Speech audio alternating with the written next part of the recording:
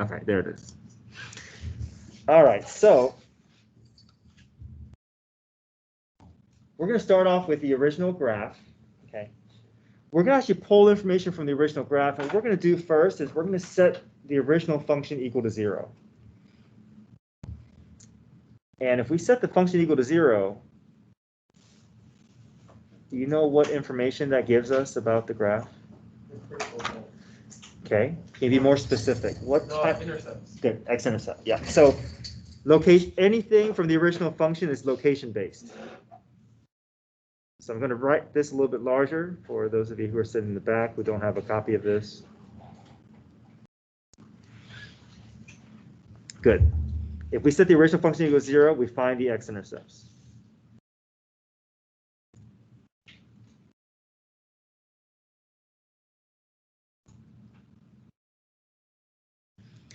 And the nice thing about x-intercepts is, we think of the x and y-axis as kind of the center of our graph, right? Every graph that we look at, we always have that as a starting point. So having x-intercepts kind of helps anchor our graph, and if we have points on the x-axis, it kind of makes it a little bit easier when we have all these different points. We know it's going to eventually come back to those x-intercepts, especially with polynomials. It's nice to have some center of our graph. So we're going to set f(x) equal to 0, and we're going to look for critical points, and those critical points will end up being x-intercepts that we can plot directly onto the x-axis.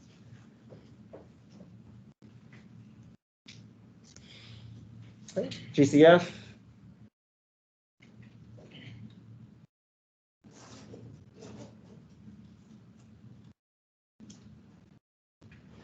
And solve for x.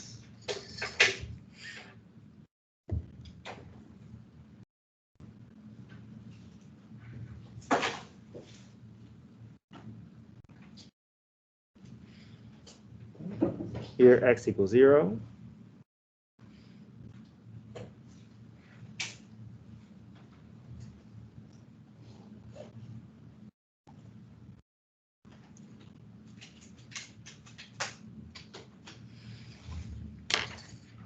All right, I have 2 x-intercepts, or sorry, 3 x-intercepts, plus or minus, right? That's 2.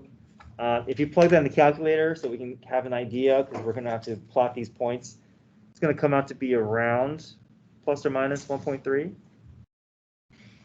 So we have 3 critical points, 3 x-intercepts. So let's go ahead and plot them onto our graph.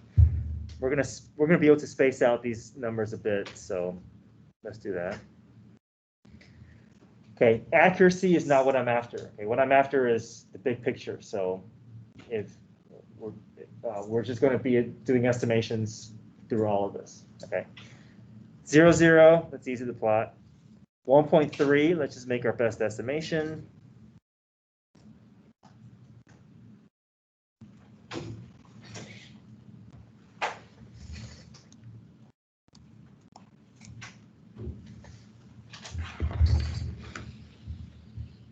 All right, we have everything that we can gather from the original function. Now, there's another example too that we'll do on Monday where there's vertical asymptotes and there's holes, but those are going to come from the denominator of the original function, right? We'll set the denominator of the original function equal to 0, and we'll see on Monday how asymptotes and holes can play a role in building our graph as well.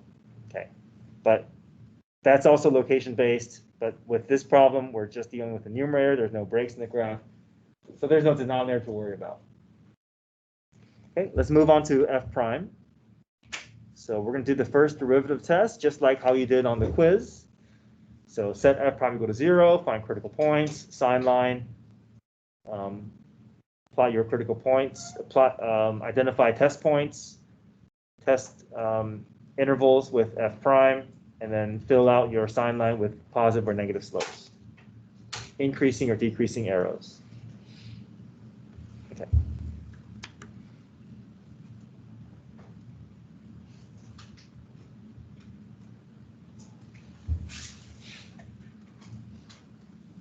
GCF.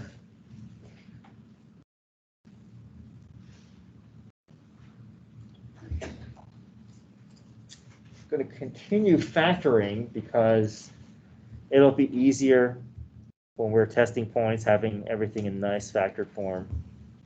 Difference of squares here.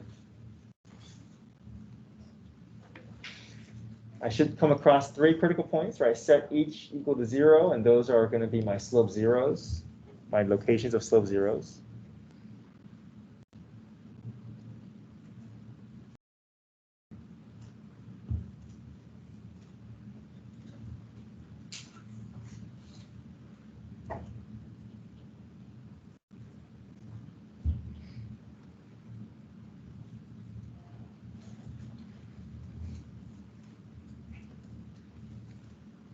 All right, so everything that you guys have been doing on the quiz.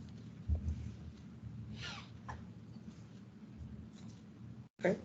We're going to choose points around these intervals and between the intervals.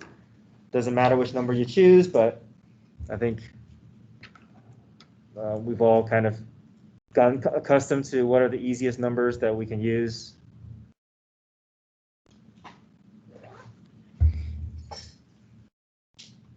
All right, how do we test these points? Good. Any of the derivatives are technically okay, but I like the factored form the best. It's the most efficient way to get to a number without having to plug a bunch of numbers into the calculator. Okay. So I'm going to ignore the x squared because the x squared is always going to give me positive.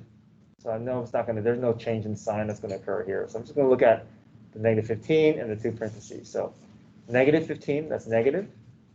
Negative 2 minus 1, that's negative. Negative 2 plus 1 is negative. I have 3 negatives. So 3 negatives is going to translate to a negative value. Okay. Negative 1/2. Negative times positive. So I have 2 negatives, which is going to be positive.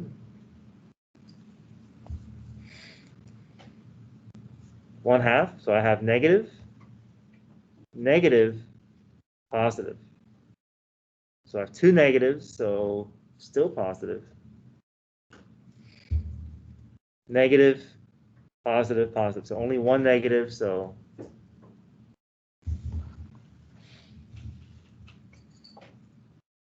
okay, the arrows kind of help us visualize the flow of the graph. All right, what do you expect at -1 here? A relative minimum. At 1? And a relative max. And then 0? And like. Right, neither, right? It's a critical point. It's a slope 0, but the graph's going to rise, level off, and continue rising. Okay. Let's identify those points. So we have relative min. On the quiz, I only asked you for the x value, but now we're really going to try to get the y value because we're going to have to graph these points. Okay, so how do I find the y value for relative min? Plug it into the original. Original, right? Original is location-based, so anything that's location-based is going to go back to the original. Good. F of -1.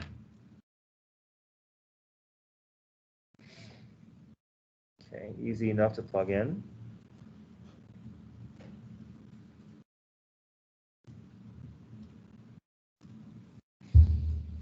So 2 negatives gives me positive, so I have 3 minus, which is -2. Okay. Relative max.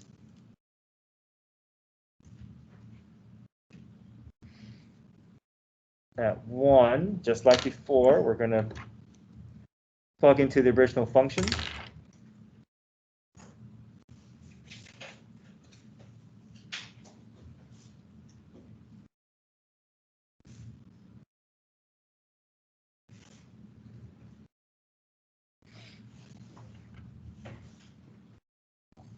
All right, are we okay so far? Any questions?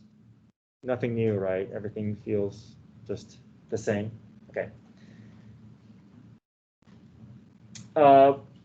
Before we do second derivative, and this I encouraged us to do when I gave you all those properties of graphs, and I asked you to eventually sketch the graph. I try to get you guys to do 2 drafts, right? Initial draft, and then update it with the second derivative concavity information. So let's do that here as well. I think that kind of makes it a little less intimidating, having to try to do everything at once. If we can kind of just do what we can, right? Our graph is not perfect, but it will at least give us something to build off of. So we have some points. Let's go ahead and plot those points. We have -1, -2.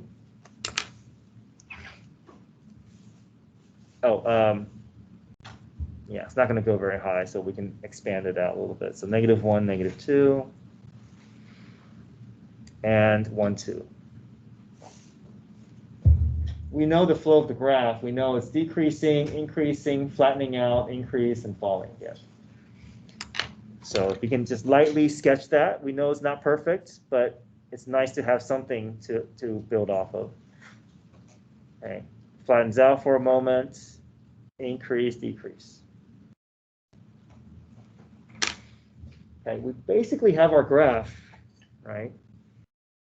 But we're going to continue with the second derivative function, because the second derivative function is going to help kind of give it the curvature that it needs, right? We're just kind of updating the graph. So I don't want you guys to think of second derivative as adding a whole lot more to the graph. We're just kind of touching up the graph and just, deciding how we can give the graph a little bit more definition. But at least we have something to build off of, right? Any questions so far?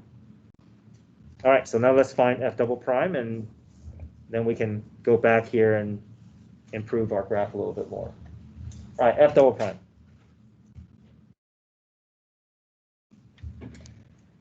All right, f double prime, power rule. What do we get? Mm-hmm.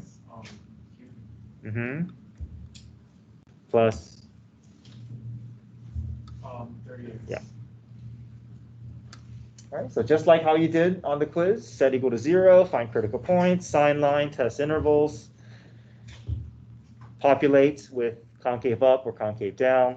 Okay.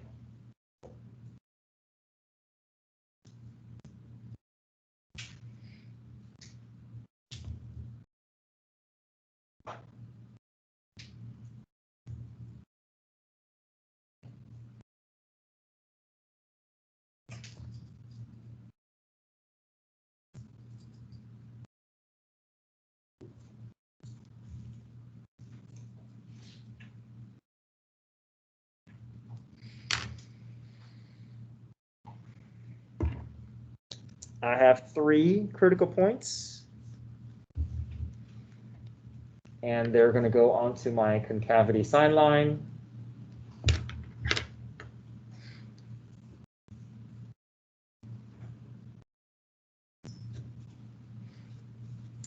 So negative square root of 1/2, just to anchor our information a bit, it's around 0.7, plus or minus 0.7.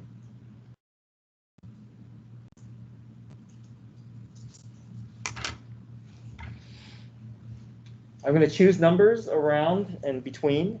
So 0.7, that's nice. I can just do -1, -1/2, 1/2, and 1, right?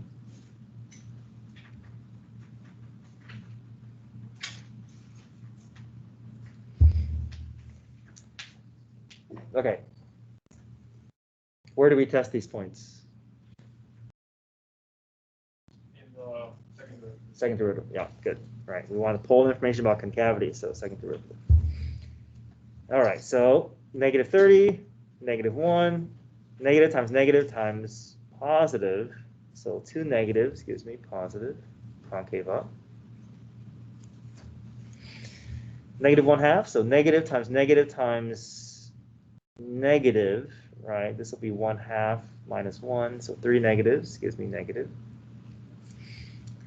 Negative, positive, negative, so 2 negatives gives me positive.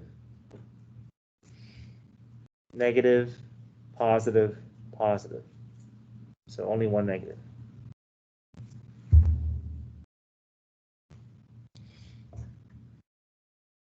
All right, how would you categorize these 3 critical points? So -1/2, root 1/2 is point of inflection. Mm-hmm. But, never mind. The last one was. Yeah. So are all 3 points of inflection? Yes. Yes, good. Right. Change in signs, right? Change in sign, change in sign, change in sign. Okay.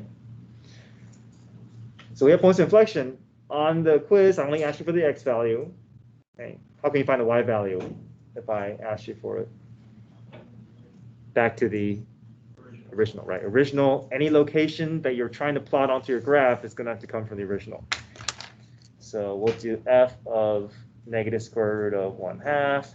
We'll find f of 0, which we already know it's 0, so that's quick. Now this is messy, right? Back into the original. It's going to give us some decimal value. And having to plug all this kind of time consuming. All right, whatever we enter that in, that's going to be a decimal value. But let's focus on the big picture here, right? The big picture is that these are points of inflection, but these points of inflection are going to kind of fall along the path of our graph, right? We already know the path of our graph, right? We said that this is basically our answer. We're just going to update it, right? So anything that we're adding is not going to be outside of this graph. It's going to be within this graph. So why don't we just do this? Why don't we just identify where these points are and estimate where they're going to land based off of our initial graph. So this is 0.7, right? Plus or minus 0.7. Let's just follow the graph here. Where do you think 0.7 is going to land? Between 0 and 1, looks like it's somewhere here. So just after the estimation, not really so concerned about the details or this, the decimal details. We know there's a point of inflection at 0, and there's another one at negative 0.7. So just along the path of the graph, somewhere here. All I want is, I just want to identify some target points, right? These target points are going to be where I'm going to have a shift in concavity. So we're just going to update. We're just basically now just going to be connecting the dots with the appropriate curvature for each region. Okay. So where do we start off at? We start off at concave up. So up until this point, we want the graph to be concave up. So I'm going to go back. I'm going to retrace the graph, but then with a little bit more definition. Make it concave up. Okay, I stop here because I know that's my point of inflection. There's going to be a shift, so I'm going to pause for a moment. Okay, now I'm going to switch to what? Concave down between my next 2 points. So I'm going to kind of over-exaggerate. I'm going to give it, it's going to be increasing, but I'm going to force it to be kind of that concave down shape.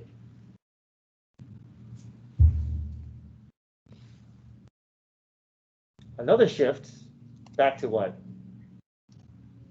Concave up. So from this point to this point, I'm going to give it that concave up shape. It's going to resemble a U, a portion of the U parabola. Okay. And finally, concave down. So the rest of the graph is going to make it a nice smooth curve with a little bit more definition to it. So concave up, point of inflection, concave down, point of inflection, concave up, point of inflection, and concave down.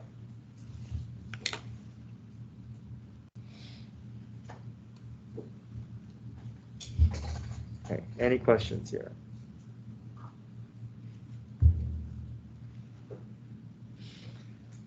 So the big thing that I want us to get out of this exercise is look at f of x, look at f prime, look at f double prime, look at all the information that we gathered. They're all contributing to the same graph, but they all contribute something different, right? The original function helped us find the location of the x-axis, the x-intercepts. It allows us to find locations of the max and mins. It found the locations of point of inflection, even though we kind of took a bit of a shortcut. We just kind of plotted them without plugging in, but we know, find the details, we know where to look, right? F prime, on the other hand, is going to contribute to the slope patterns, right? where the graph is falling, where the graph is rising, where the slope zeros are going to occur. So slope-based information is going to come from f prime. And f double prime is going to give us the curvature of the graph, how the graph is curving in each interval. So they're all contributing to a graph where we can, if we have these function derivative and second derivative, we can get a pretty good estimation of the picture of the graph, right? It's not perfect, but this is what we're after. We're after these properties, and we're kind of seeing how they're all kind of connected, right? They're all different information, but they're all kind of connected as well. All right, any questions here?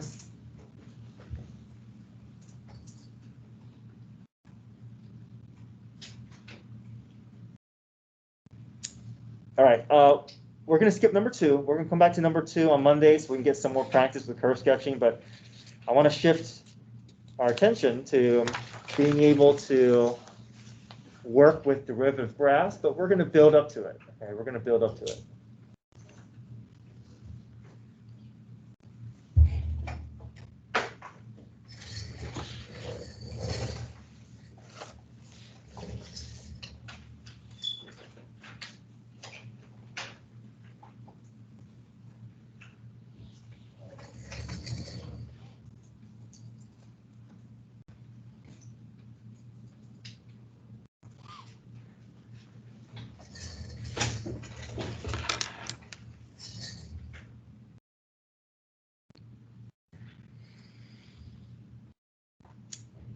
Okay.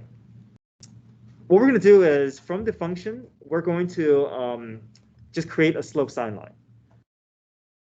So a slope sine line, the thing that goes onto slope sine line are places of slope 0, right? So off of the original graph, where do you see slope 0? Can you tell me the x values where you see a slope 0? -3. Mm-hmm. 1. Mm-hmm. And 1. Or -1 and... Good. Yeah. Right, so slope 0s, right? Where the graph kind of flattens out for a moment, where we don't experience any steepness. So those go directly onto our f prime sine line.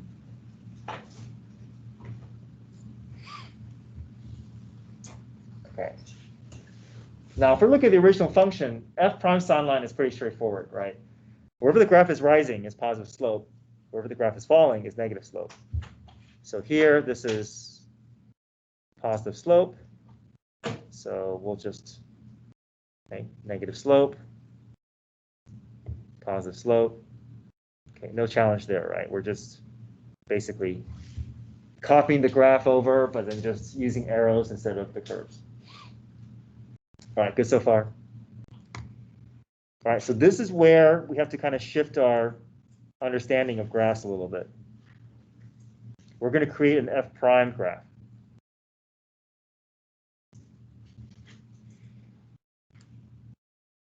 Okay. So let me know if you have any questions. Okay, so don't hesitate to stop me if something just feels like it's getting out of your ability to understand. So, but I'll take it slow. If you're looking at the original function, right, you have to understand that the original function is location-based. So anything on the y-axis or y-axis represents location of the function. Right, so that's a y value of 3, maybe that's y value of 0, y value of -2, right? Every y value that we get is a location information. But if we're looking at the f prime graph, the y-axis is still talking about the function, but it's something different. What do you think the y-axis now represents? The magnitude of the slope. Okay, slope, good. F prime, right? We keep coming back to the idea that f prime is slope. Slope is f prime, derivative, slope, right? We keep saying that over and over again. So represents slope. But it represents the slope value of the original function. So if we're redefining the y-axis, then we can't expect the graphs to look the same, right? That's something that we have to understand. The graph that you're looking at for f prime is not the original graph. So the shape is going to be different. Everything is redefined. So to help me understand the definite or the parts that build my first derivative function, is I like to label what I'm looking at. So I want us to understand this, that anything above the x-axis is where I'm going to be experiencing positive slope, where the positive slope of my original function is going to live. Positive slope of my original function is going to live, because if I get a y value of 1, it's no longer a y value of 1, it's now slope of 1, right? So you have to understand that these are now representing slope values. Anything below the x-axis is going to represent where my graph is going to experience negative slope.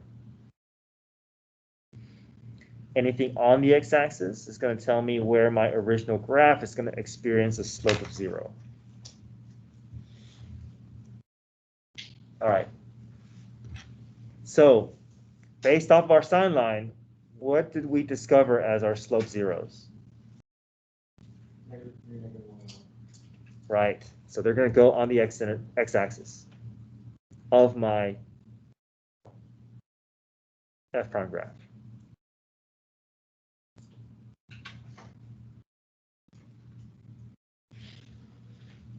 So all of a sudden we see a big change in things, right? Slope zeros existed as peaks and valleys, but now the slope zeros are going to be on the x-axis, right? Because we're redefining how we're building our information. Okay. Tell me about slope to the left of -3. Good, positive slope. But we want the positive slope to live in this region above the x-axis. But we have these points there for a reason. The points remind us that the graph has to go through those points, okay? Has to go through those points. So positive slope has to live in this region, has to go through that point. So it's going to look like this. So this is going to be translated to now be this. And that is kind of strange, right? Because we're like, well, if it's positive slope, why does it look like a negative slope here? Okay, so I'm going to talk about that in a second. But we're building the location, right? So we have to understand that this no longer is the original function, so our graph's going to look different. These represent slope values. So let me talk about why that's decreasing. We're talking about this region, right? We're talking about, let me label what we're looking at. This is correlating with this, is correlating with this, right? Let's say this graph has a slope of, let's say it starts off as a slope of 4. What's happening to the slope as I get towards -3? Okay, so let's pick some numbers, right? So maybe it's 3, then 2, then 1, then 1/2, then 0, right? So Oscar, you mentioned this decreasing, right? So these numbers are positive but decreasing. So look what's happening here. Positive numbers that are decreasing. So this doesn't represent position. This is taking these numbers and is plotting it onto the graph. And what's happening is it's going to look like that. Okay. It's taking the slope values and plotting those points. Decreasing but positive. All right. What about between -3 and -1? Okay, slope is negative.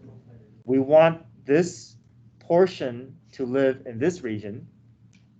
So all this is going to be below the x-axis, but having these points is important, or it's nice because we know the graph is going to have to come back up, has to connect back to that point.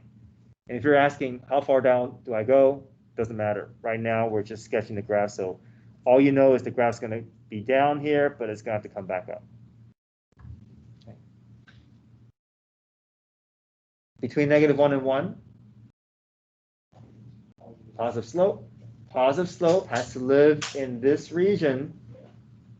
So we want the graph to be above, but you see that point there? That means it has to come back down. And then finally, to the right of 1, negative, below, goes here.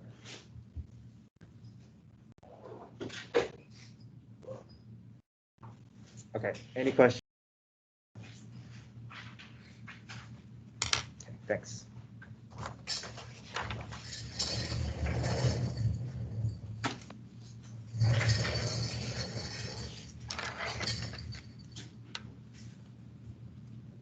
No questions so far? Okay. Now there's information from the original graph that I didn't put yet on the graph. I didn't want to clutter this graph, but here's some additional information that we're going to use. There's points of inflection on this graph, and points of inflection are going to be at x equals -2 and x equals 0. So let's highlight those points.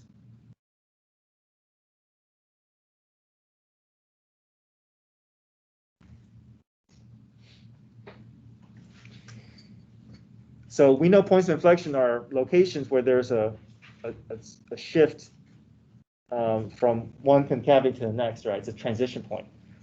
So what do you notice here? This is what, concave down, followed by concave, and then back to down. Okay. So we're going to take that information and we're going to put it onto our second derivative sine line, and we're going to build a second derivative graph from that information. Okay.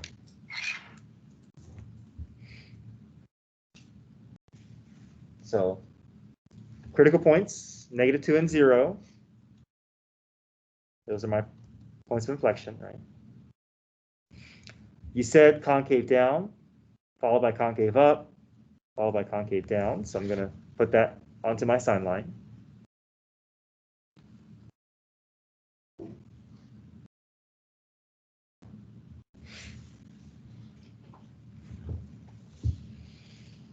Okay. And then from this, we're going to build our second derivative graph.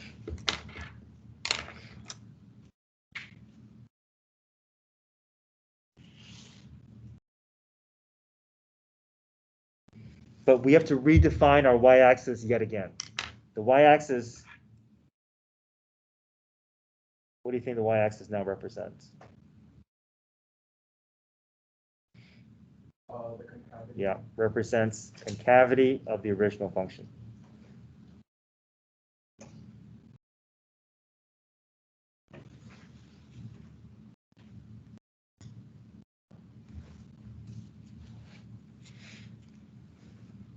So let's label what we're looking at so it'll be easier to know where pieces go.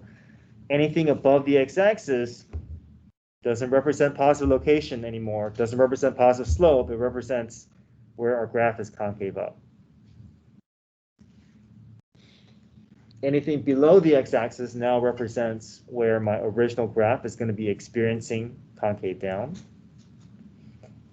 Anything on the x-axis are going to be your critical points. And these are also potential POIs.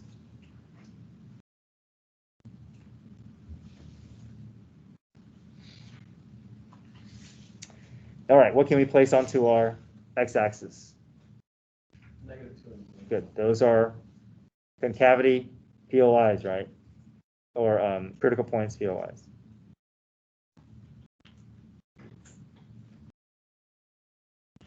Okay, these are anchor points. We know our graph has to go through those points, so it kind of helps us decide how the graph's going to look. All right, where do we want the graph to live to the left of -2? So concave down on the bottom. Yeah. Don't worry about the shape is not going to look like concave down. Okay, that's something you have to get used to, that we've already dealt with the shape. The shape is here. Okay. What you're concerned about is you're placing the location. Okay, don't worry about the shape. As long as your location is there, that's all we care about. So the location is going to be below the x-axis, but it has to go through that point. So the graph is going to be going up. I know it's strange. You're like, well, that's concave down. That looks nothing like concave down because we're not looking at the original graph. Between -2 and 0, concave up. We want the graph to live in this positive region. So that means it has to come up and back down, right? There's another point for us to connect with.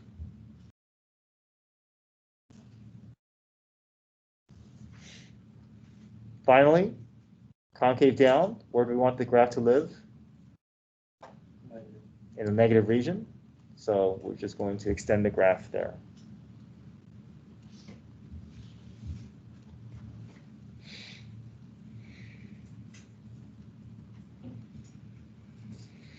Okay, I want to make some connections between these three graphs here. What does this look like to you in terms of the degree of this polynomial? Okay, maybe it's negative, right? Negative x squared. Okay, what about this? X cubed. Okay, maybe negative x cubed. How about this one here? X to the fourth. Yeah. Okay. This is function, derivative, second derivative, right? We see the shape of the graph. I want to connect it with what we know about derivatives and power rule. What's the derivative of negative x to the fourth? Negative x to the third. Or Yeah. negative 4x to the third. So you see how there's that connection there? We go through power rule, and the graph is also going to match with what we know to be true about algebraic steps. What's the derivative of negative 4x cubed? Negative 12x squared. So the x squared is going to match with what we know to be true about the graph as well. Okay, so I'll connect those pieces together as we explore graphs and what we know about power rule. All right, we started from the beginning and we worked our way to the end, but this is really what we were after. This right here.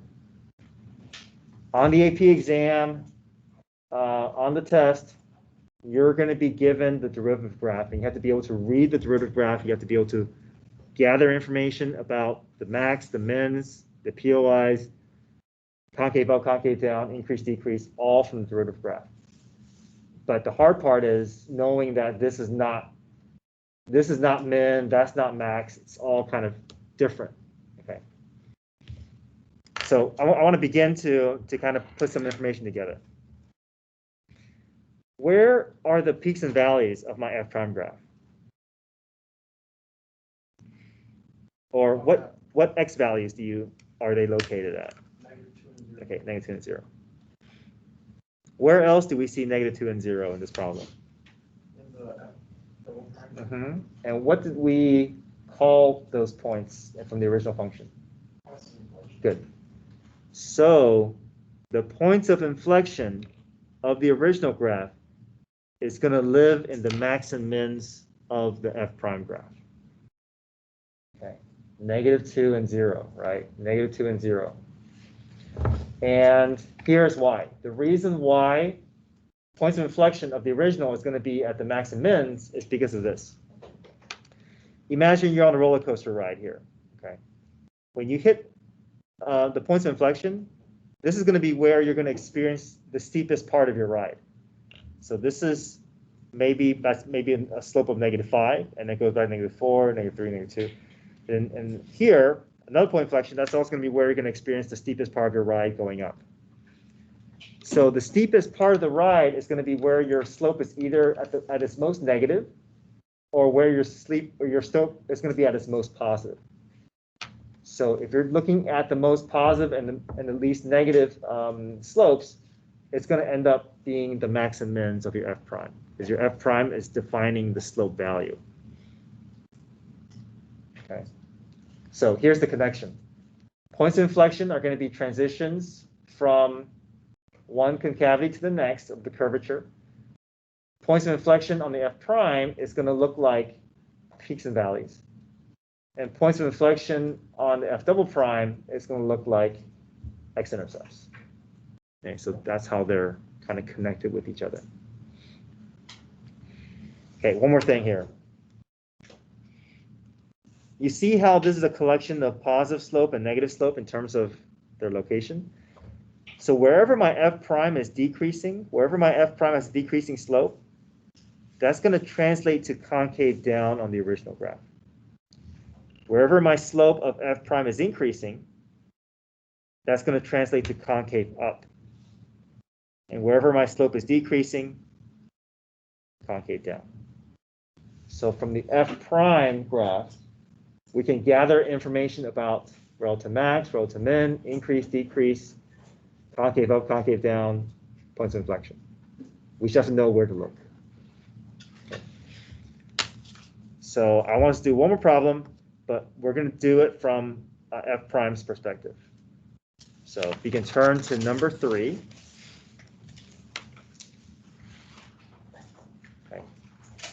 And something we have to understand is this is not the original graph. This is not what the original graph looks like. This is the f prime graph. But from the f prime graph, we can still get information about the real shape of the graph. So the first thing you do is, if you're looking at the f prime graph, let's label, right? Because we have to remind ourselves what we're looking at. So we're going to label the positive region as this is where positive slope lives for my original graph. This is where negative slope lives for my original graph. And this is where slope 0 lives on my original graph. Now, once you have that labeled, we're going to create kind of a transition from f prime to f of x. I think it's hard to sketch the graph outright, but I think if we can create a slope sine line, the slope sine line will kind of help us get a picture as to what the graph could look like. And it's a little bit easier to kind of go in smaller steps.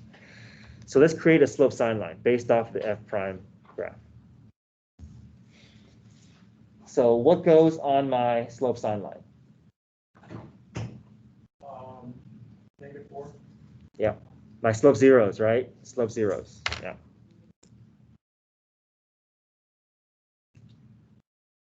-2 and 1, okay.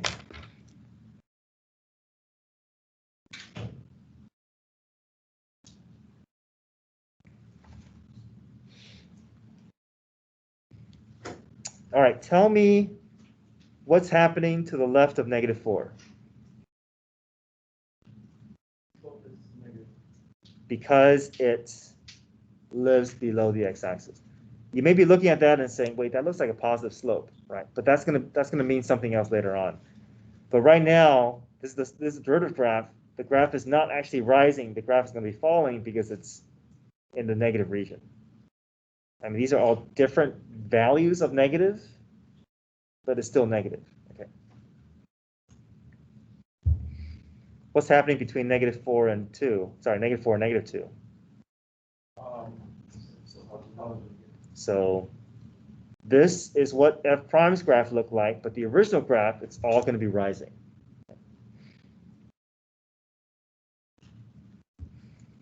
Between -2 and -1, sorry, -2 and 1? Good. I know it's tough. You're looking at that shape and you're saying, wait, I don't see slope negative, but look at the location, right? This location is below the x-axis. It's going to translate to a negative slope on the original graph. And finally, slope still negative, right? Below the x-axis. So having this slope sine line is going to be very helpful because now, if you look at the arrows will tell you what the graph looks like. What do you expect at -4? Okay, and -2? And neither, right? So let's just sketch the graph. The y value is not that important. Let's just get a picture of what this graph could look like. So we want a relative min at -4. I'm just going to pick a random spot here. -2, I want a relative max. So I'm just going to create a high point. And at 1, neither, but I want my graph to level off. So I'll just pick a random point. And now let's just sketch the graph. Again, the location of the graph is not important. It's really, can you create a shape of the graph? So decreasing to my relative min, increasing to my relative max, decreasing to a place where I level off, and decrease the rest of the way. this is what the original graph looks like, or a version of the original graph. This is the F prime graph. Look how different they are. Thank you.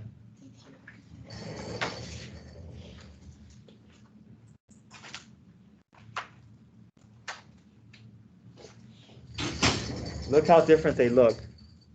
And I think the easiest way to help us transition from this to this is by labeling, creating the sign line, and then using the arrows to graph your picture.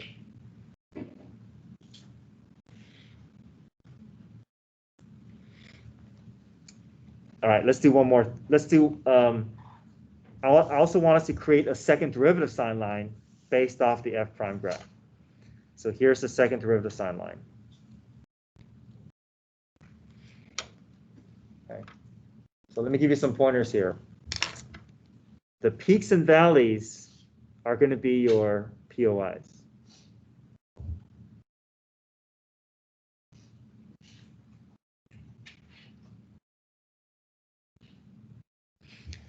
And then the increase and decrease of your F prime graph is going to translate to concave up and concave down of your second derivative of your concavity.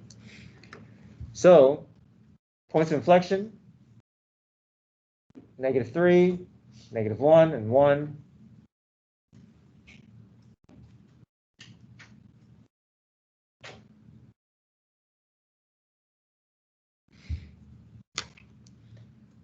If my slope is becoming more positive, that means my original graph is going to be a concave up shape.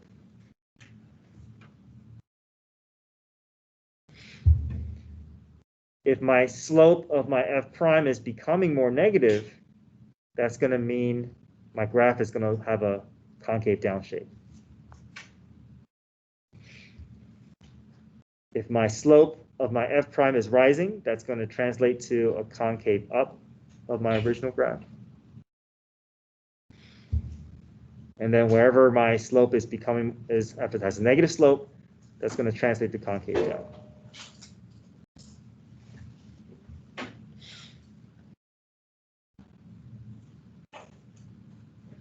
So this is going to be our focus on Monday as well. Can we take a derivative graph? Can we find the max, mins, increase, decrease? And from the F prime graph, can we pull points of inflection and concave up, concave down? Okay. Okay. All right, so we'll just pick this up on Monday.